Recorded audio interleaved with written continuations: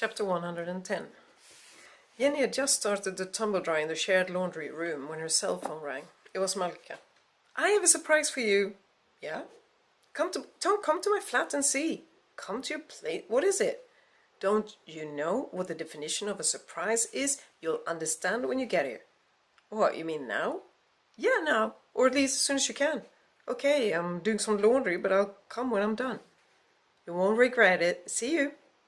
Puzzled, Jenny looked at her phone. What could possibly be so great? It was February, so Jenny put on mittens and a woolen hat when she left the apartment. When she knocked on Malka's door, she heard laughter from inside the apartment.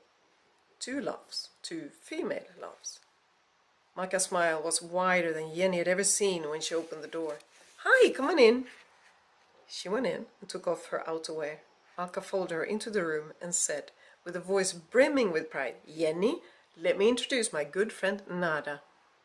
A beautiful woman, with her hair in a thick braid, sat on Malka's sofa. She got up and walked over to shake Jenny's hand. She was short and slender, so different from the stout Malka, except for her hair, which was just as dark and thick. "Nada, I'm so happy to—" Jenny started off in Swedish, then switched to English. "Oh, I'm sorry. I mean, it's great meeting you. I've heard so much about you. How come you're here in Sweden?" With a low and quiet voice, Nada answered in broken Swedish, "I understand little Swedish. I, my brother, my mother, and my father have lived in Sweden for a few months. In Örebro." "In Örebro," Malka clarified. "In a boring apartment that the Swedish Migration Board arranged for them.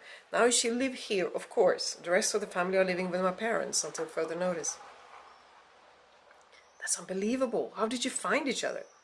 Malka's smile was still as broad as when Jenny had come. "Yes, it's amazing, isn't it? I've tried to find her for years without success. Then suddenly she calls me.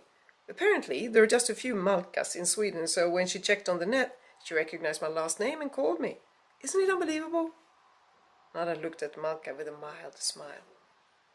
"If I know addresses of Swedes on internet, I find Malka months ago. But we find each other now and I'm very happy."